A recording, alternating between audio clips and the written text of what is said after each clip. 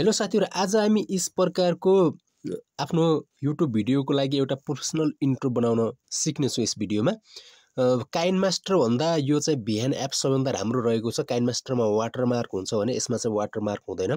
बिना वाटरमार्कको चाहिँ तपाईले चाहिँ आफ्नो YouTube भिडियोको लागि एउटा प्रोफेसनल इन्ट्रो बनाउन एकदम इजी रहेको छ। यो भिडियो हेरिसकेभन्दा पछि तपाईले युट्युबमा अरु भिडियो हेर्न र खोज्न आवश्यक छैन जस्तो लाग्नेछ। म यसको टेम्प्लेटहरु चाहिँ तपाईको डिस्क्रिप्सनमा राख्दिने छु। तपाईले देखिराख्नु भएको होला, सुरुमै देखाइसके मैले तपाईलाई चाहिँ इन्ट्रो चाहिँ मेरो चाहिँ युट्युब च्यानलको। अब म तपाईहरुलाई यो VN एप्समा छु अहिले म चाहिँ। अब यसलाई कसरी बनाउने त यसलाई बनाउनको लागि सबैभन्दा पहिले तपाईहरुले चाहिँ के गर्नुपर्ने हुन्छ त आफ्नो VN एप्सलाई ओपन गर्नुपर्ने हुन्छ। तपाईले यसलाई चाहिँ सजिलैसँग चाहिँ प्ले स्टोरमा गएर इन्स्टल गर्न सक्नुहुन्छ। यदि म तपाईहरुलाई चाहिँ डिस्क्रिप्सनमा पनि यसको लिंक राखिदिन्छु, त्यहाँ पनि गएर तपाईले चाहिँ यसलाई इन्स्टल गर्न सक्नुहुन्छ। अब काइनमास्टरमा आइसके रे VN एप्समा आइसके भन्दापछि यस्तो किसिमको यो ओपन हुन्छ।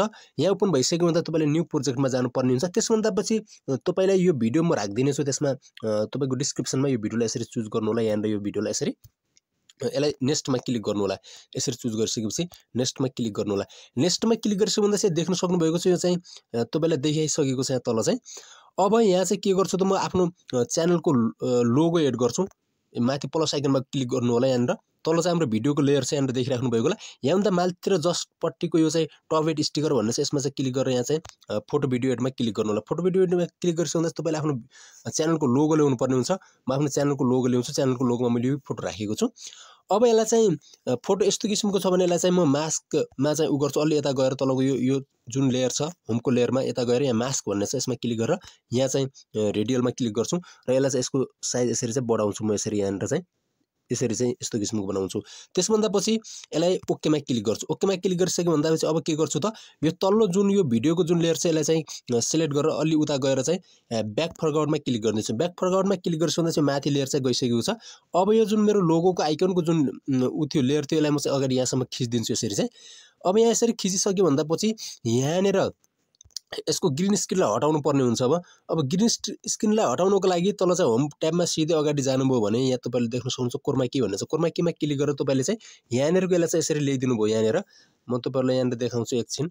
यहाँनेर यसको चाहिँ यहाँनेरको भागलाई यहाँनेर अब कोरमा कीमा जानुभयो भने यसरी चाहिँ तपाईहरुले यहाँ के गर्नुपर्ने हुन्छ त यस्तो आफ्नो फोटो यहाँ यसरी यहाँ ल्याएर यसलाई यो जुन बीचको भाग छ यो अलि यहाँ भन्दा बाहिर लिनुपर्ने हुन्छ। यो भागलाई चाहिँ यसरी तपाईले चाहिँ यसरी बाहिर लिनुपर्ने हुन्छ। यहाँ यसरी हिलाउँदै विचार गर्नु होला। म फेरि यसलाई चाहिँ 20 सेन्टरमा ल्याएर देखाउँछु पहिला तपाईलाई चाहिँ। त्यसको भाग अलि यहाँनेर यो कोरमा यहाँनेर कोरमा कीमा लिनुभयो भने अब यहाँ के गर्नु होला त यसरी पहिला त्यसलाई मिलाइहाल्नु होला हैन। अब यति छोड्दिनु होला। यति छोडिसकेपछि यो बीचको यो सेन्टरको जुन भाग छ यसलाई हिलाएर यति छोड्दिनु होला अनि ओकेमा क्लिक गर्नु देखिराख्नु भएको होला। तपाईको चाहिँ ग्रीन स्क्रिन हटिसकेको छ। अब यहाँनेर के गर्छु त म आफ्नो च्यानलको नाम लेख्छु। आफ्नो च्यानलको नाम लेख्नको लागि तपाईले के गर्नुपर्ने हुन्छ यहाँनेर अलि यता यहाँनेर यसरी उ गर्नु होला। कहाँनेर तपाईको फोटो क्लियर आइराखेको छ अलि अगाडिपट्टि यति यहाँ लिएर लिइसके भन्दा पछि तपाईले यहाँ के गर्नुपर्ने हुन्छ त यहाँनेर एउटा अर्को तपाईले देखिराख्नु भएको होला टी भन्ने आइकन छ। यहाँनेर माथि म्युजिक भन्दा तलतिरको टी आइकन छ। टेक्स्टमा क्लिक गर्नु होला। टेक्स्टमा क्लिक गरिसके भन्दा तपाईले चाहिँ हेड यो एड हेडिङमा क्लिक गर्नु होला। एड हेडिङमा क्लिक गरिसके यहाँ चाहिँ तपाईले आफ्नो च्यानलको के टाइप गर्नु होला त नाम टाइप गर्नु होला। यहाँ चाहिँ आफ्नो च्यानलको नाम टाइप गर्नु होला। यसरी आफ्नो च्यानलको नाम टाइप गरिसके यसलाई अलि तलतिरपट्टि यहाँ ल्याएर राख्नु होला। यसको चाहिँ तपाईको चाहिँ फन्ट पनि चाहिँ चेन्ज गर्न सक्नुहुन्छ। यसरी यहाँ गएर चाहिँ कस्तो किसिमको बोल्ड बनाउने कि कस्तो किसिमको बनाउने मैले यो फन्टलाई चुज गरे। त्यसभन्दा चाहिँ कलरलाई पनि चुज गर्न सक्नुहुन्छ। साइजलाई पनि कत्रो बनाउने कुन साइजमा राख्ने तपाईले यसलाई यसरी चुज गर्न सक्नुहुन्छ। मैले यो चाहिँ 36 लाई सिलेक्ट गरे। त्यसभन्दा चाहिँ यहाँ तलतिरपट्टि यसरी ल्याएर राख्नु होला यसलाई।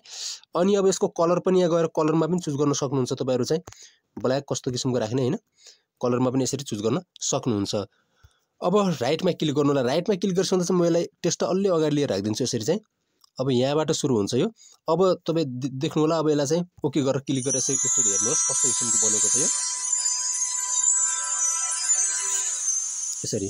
अब यसको चाहिँ यो टेक्स्टमा क्लिक गरेर यहाँ चाहिँ मोसन छ। मोसनमा क्लिक गर्नु होला। मोसनमा क्लिक गरेर चाहिँ फेडमा यसरी चाहिँ क्लिक गरेर यस्तो किसिमको चाहिँ आउने छ। यहाँ चाहिँ तपाई यस्तो किसिमको बनाउन सक्नुहुनेछ यसलाई हैन यस्तो किसिमको।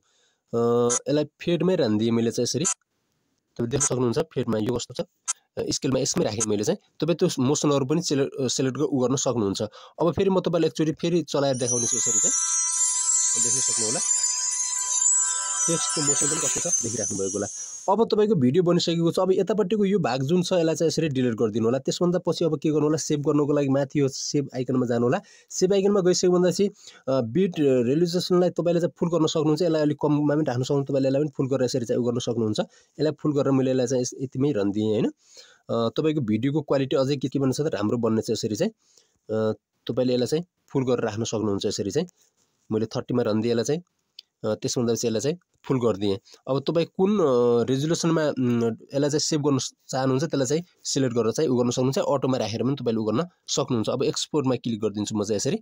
तपाईको चाहिँ भिडियो के हुन्छ त अब सेभ हुन्छ। तपाईले आफ्नो युट्युब भिडियोमा चाहिँ यसलाई चाहिँ अप्लाई गर्न सक्नुहुन्छ। इन्ट्रो चाहिँ बीचमा तपाईहरु यसलाई अप्लाई गर्न सक्नुहुनेछ। साथीहरु भिडियोलाई लाइक गर्न नभुल्नु होला र अरूमा शेयर गर्न पनि नभुल्नु होला। आजको भिडियोमा यति नै, फेरि मिल्नेछ अर्को नयाँ भिडियोमा।